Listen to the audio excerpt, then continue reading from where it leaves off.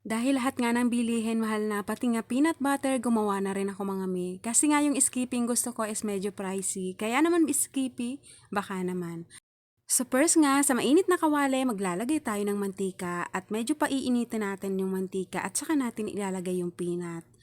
Mga 10 minutes lang mga mina pakukuluin para hindi nga ito masunog at i-drain natin. And then, itinanggal na nga natin sa kawali at naglagay tayo ng butter. Sa butter naman, tansyahan lang mga mi. Naglagay din ako dyan ng asukal at beurre bran. Tansyahan nga ito lahat dahil alam nyo naman ngayon ko nga lang din itong ginawa.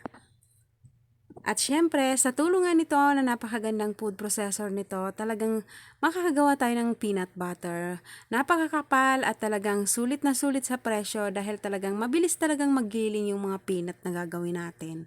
Kaya nga kung gusto mo mga may maglalagay ako niyan sa comment section. May mate nga pala yung brand nito at talagang subok na subok sa quality. Tignan nyo naman kung gaano kaganda at talagang kabilis nitong makagiling.